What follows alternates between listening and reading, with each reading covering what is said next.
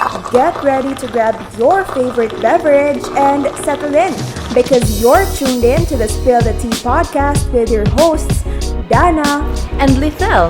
We're here to spill all the juicy details, dish out the real talk, and dive deep into the topics that matter most to us. Faith, life, motherhood, and everything in between. So grab your favorite cozy spot, get comfortable, and let's dive into the tea together. We're thrilled to have you here and we can't wait to spill it all out. Are you ready? Let's go! For this episode, hindi na ako magpapaligoy-ligoy pa. So this episode, we will be talking more about overthinking. As an Natamaan ka, sis. Oh, yes. As an overthinker myself. Yeah, I hope you enjoyed our last episode. And again, if you haven't liked or subscribed, subscribe my YouTube channel so soon. If you haven't liked our page, Spill the Tea Podcast, like it now. I-swipe, ano nyo na yan? Paano ba yun? Yung follow. Yung follow. Hindi kami mag-start kung hindi nyo pa na-like. Like nyo muna, now na. Sige na. So, We're pala looking at decision. you. Tinitingnan namin kayo. Like nyo na muna Yeah, yan. like nyo na guys. Para naman para ma-bless kayo, di ba? It's a win-win situation, guys. So, ang question naman is very light agad? lang. Ako agad, Oh, sige. ikaw sis. Kasi ikaw yung may maraming ganap in life. Totoo. So, my question is that, kumusta ka? Kumusta yung pregnancy journey mo? So far, so good. Medyo out of breath. Medyo out of breath na ngayon. Sobrang daming changes. Parang each trimester, may panibagong symptom, may panibagong struggle. Challenge. Pero, of course, this is a blessing Yeah. naman. Hindi ko pwede hindi acknowledge na this pregnancy has brought a lot of change, not only physically, emotionally, and mentally. And I just want to be really honest, especially to those who are in the same journey as me, those who are like first-time moms, or those who are yung mga seasoned mothers na. Yeah. Talaga, you cannot avoid overthinking things. Especially if first time lahat ng symptom, yung mga feeling na mga ganon. Ako, before sis, hindi ako emotional talaga na tao. I think sis kasali yan. Na kapag kapag nabuntis ka na, and then Oo. mama ka na, feeling ko, mababaw na yung yung luha Minsan mo. nainis ako sa sarili ko, sobrang shallow ko. Parang OA. minsan, alam mo, honestly umiiyak ako for no reason at all. Like, tinatanong ko ng asawa ko na, ba't ka umiiyak? Wala lang. Gusto ko lang umiiyak. Parang tanga to. Ganon. So, sometimes talaga, hindi maiwasan mag-overthink. Kasi Yeah. kahit ako, even the smallest things, na oh my gosh, nakalimutan ko mag-vitamins. Okay lang kaya si baby. Dr. Google ka agad. Uy, medyo masakit likod ko. Parang, oh my gosh, is this contractions? So, din yan siguro, yung parang fear of the unknown. Oo, fear Fear of the unknown talaga. Kasi, syempre, nung first ako, ganun din. Parang praning all the way. Oo. Pero nung sa second ko, parang, okay. Parang, Kaya ko na. Oo. Pero, prior to pregnancy, honestly, overthinker na talaga ako. Like, in all things. I love your honesty. Yes, hindi perfect. Overthinker na ako. Like, sample, hindi lang ako pinansin ni ganito. Pero wala, meron ba akong kasalanan sa kanya? Yung mga gano'n na feeling. And it's true. And I know a lot of people can relate as well. Especially in the smallest or in the big things, we overthink a lot. Na we think na, kaya ko ba to? Or, ano ba tong sakit sa likod ko? Baka cancer na to. Yung mga ganong level na. Pero actually, sometimes, tayo yung problema. Hindi yung problem. Because sometimes na akala natin, sobrang liit lang ng problema, pinapalaki natin based on how we think. On how we think about the problem. Ikaw sis, bakit ako lang nagsasalita dito? Ikaw alam ko, overthinker ka din. Imbis na secret nga lang ako dito. Low-key nga lang tayo dito eh. Oo. Pero ikaw, if I were to ask you, sa lahat ng mga times na nag-overthink ka, ano ang mga learnings mo dun?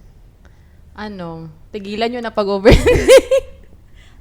Walang madudulot sa'yo yun na maganda. Sa totoo lang, parang it will just stress you out for no reason. Tama naman yon na you have to plan for like what's coming, you have to plan for the future. Pero, kasi kaya nga siya future, kaya nga siya it's still coming. Hindi mo pa alam anong mangyayari doon. So parang bakit mo pinapangunahan? 'Di ba? Overthinker nga, 'di ba? Gusto ko yung fear of the unknown. Kasi usually, dyan nagsisimula yung overthink.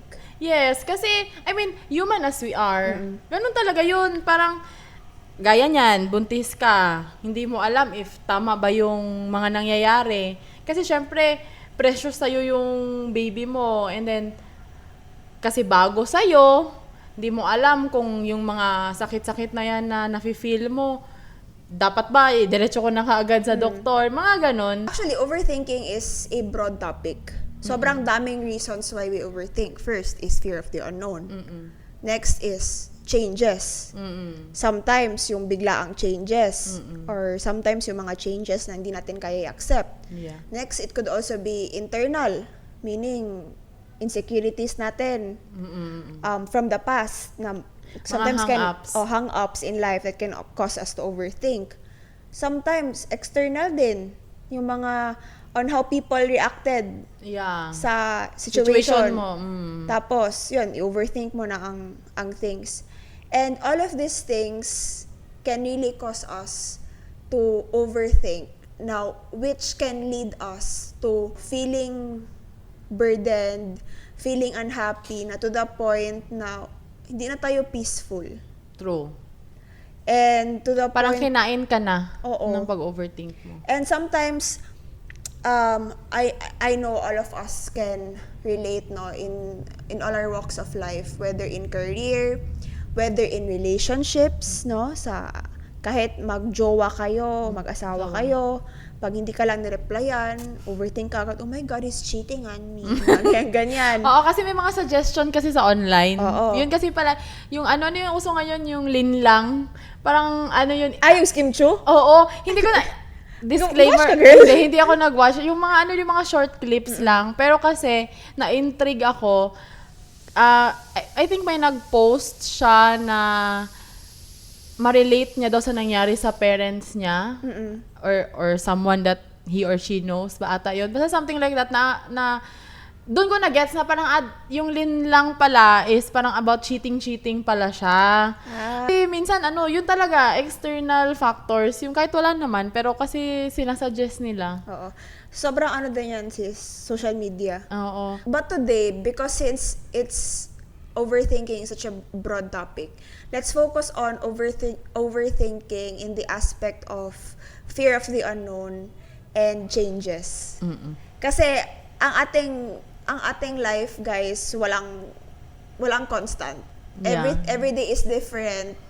Every week is different. And sometimes yung career mo ngayon, next year iba na naman, 'di ba? True. Yung life mo ngayon, the next few months, we don't know, it will change. What are the things that will help you go through overthinking when you are in a position na when you feel like everything is changing so much, fear of the unknown, I can feel it like right now na hindi, parang feel ko hindi ako prepared. So, how do you navigate through those things? Huwag mo pangunahan talaga Yun talaga yun. Kasi, again, it's unknown. So, hindi mo alam. Kahit nasabihin mo may naka-experience na nun, it's really different for everyone. Parang ikaw, ito na-experience mo, siya, iba din. And alam ko, yung sabi mo din sa akin before, na you cannot be ready talaga. Yeah, hindi ka You talaga will never be ready. ready. Even in marriage, Yeah. like, oh my gosh, ready na ba talaga ako magpakasal? Kasi 'di ba tayo mahilig tayo magano na, hindi muna kami magbubuntis kasi hindi pa ako ready. Oo, you will never be ready meron talaga. pang iba na, hindi muna tayo magpapakasal kasi hindi pa tayo ready, wala pa tayong bahay, wala pa tayo Pero you know what? Kung magpakasal kayo, eventually masyak ka na lang na, nakapatayo na kayo ng bahay. Alam mo 'yon. Actually, gaya ng parents ko, sis. Kasi, tinanong ko sila, before kami nagpakasal ni Dave, sabi ko na, ano ba dapat? Financially ready or emotionally ready? Sabi nila, dapat mas isipin ko daw yung emotionally Yeah. ready. Though hindi ka 100% ready, but you really have to jump. Parang say yes na, ganyan. We're in this together. Pero mostly kasi what's stopping couples from getting married is because of financial capabilities. Yeah. They still feel like they're not ready because they're not financially ready. Wala pang bahay, wala pang ganun. Well, Wala pang it's true. savings. Well, it's true. Meron talaga sometimes you have to be practical. But sa napansin ko sa parents ko, they started living in a small space. As in sobrang liit. Yung ref nila tinatali nila kasi ayong mag-close. But eventually right now, O, di ba? Ngayon. ano na sila, 'di ba? They have me now, Oo. 'di ba? Ganon. So sometimes talaga now you can never be ready. Tama yung sabi mo. You can never be ready. Tsaka, in addition to yung sa pag-asawa, parang part 2 ba to nung ating episode 2? Relationship, about relationship. Ano siya, hindi ka talaga ma-ready kahit nasabihin mo na, dapat may ganito tayo na savings, dapat may bahay na tayo na ganito. Kasi more than the yung financial ninyo na capabilities, mas important pa rin kasi yung yung relationship ninyong dalawa. Kaya, tama yun na you have to be emotionally ready. Actually, kapag may lumalapit kay Pastor Butch na, magpapakasal kami, ganito, ganyan. I know you have also experienced it kasi nagpa-counseling kayo. Ang sinasabi talaga sa counseling is, ang tinatanong talaga is, 'di ba, parang bakit mo siya pakakasalan? Kasi hindi kasi pwede yung pakakasalan ko siya. Kasi may mga ganun eh. Though I'm not putting down yung mga nagpakasal because nagka-baby sila. Pero may mga ganun kasi na sige, magpakasal na lang kami kasi may baby kami. Pero actually, hindi pa talaga sila ready. Kaya, may mga times na lumalapit sa amin, tapos tinatanong namin na, bakit kayo magpapakasal? Tapos sasabihin nila, kasi may baby na kasi kami. Sasabihin namin, sige, uwi muna kayo, pag-usapan niyo muna. Kasi, marriage is a different story. Hindi siya yung, sige na lang, magsama na lang tayo kasi may baby tayo. Mas better na yung, dapat kasi if you want to be married or to jump into marriage, dapat yung decision mo is, I really want to marry this person regardless. Oo. May anak man kami, wala man kaming anak, maldita man siya. Maganda ka sa asawa ko, wala ka ng choice. Wala na. Maldita man siya or not, pakakasalan ko siya kasi I want to be with this person. Forever. I'm willing to adjust to this person kahit pa pinaka-worst niya na ugali. Ganun kasi yung marriage eh. Kaya, I'm not an expert. Hindi pa ako like 50 years married, no? Pero, parang yun yung usual kasi na nangyayari sa mga nagfi-feel na relationship, lalo na sa married life, na kasi may tangible ka na reason bakit mo siya pinakasalan. Kasi again, ang being in a relationship or being married to a person, it should not be ano yung makukuha mo. It should be ano yung ibibigay mo. Na eventually parang hindi pa pala talaga kami ready. Parang na-pressure lang pala. Pwede kasi ganun na-pressure lang kami sa parents namin. Or na-pressure lang kami kasi lahat ng barkada namin married na. So, dapat kami mag-married na. Or na-pressure lang kami kasi yung edad namin. So, dapat kung sino na lang, sige, pakasalan na lang. Tapos, Hindi ganun. later on, hindi pala, parang this is not for me. Pagpakasal ka na, this will be the face of the person na you will wake up to every day. morning. Oh, yes. Ha? And you will go home with every night. Yeah. So, dapat ready ka na nun. Ito yung ugali na adjustan mo every day. And also, I want to add, based from other people's testimony, especially when there are couples na what's stopping them is yung financial reasons. Actually, mas iba ang blessing pagkasal na kayo dalawa. Yeah. Iba ang hustle. Yeah. Kasi alam mo na you're working not for yourself, but you're also hustling for this person. Yeah. Kasi ano na kayo dalawa, anong tawag niyan? As one. As one na kayo, and parang Conjugal. hindi dependent with each other na kayo. Yeah. 'Di ba? Because you're living in the same house. So, I have to provide for you. Ikaw, you have to, to provide for me, or kumbaga, Hindi naman provide in a sense na dapat financial. Pwedeng Oo, ang provision support. support. Or yung like service sa bahay. Tayo ng mga babae, di ba? iba na yung goals. Hindi na yung pang single na because I want to buy this bag, because I want to buy And a you know car. what? Mas easier nyo ma-achieve yung mga goals ninyo. Kasi dalawa kayo eh. Oo, di ba? Kaya sa ikaw lang. Sa mga, mga single people out there, or mga who are planning to get married, huwag na kayo mag-overthink. Ang gawin nyo na lang is you pray, talk to your husband, you talk to God, na is this really my partner? Is this really my future husband? Is this really my future wife? We cannot avoid overthinking, especially sa mga trabaho natin. It all boils down on how you think about yourself.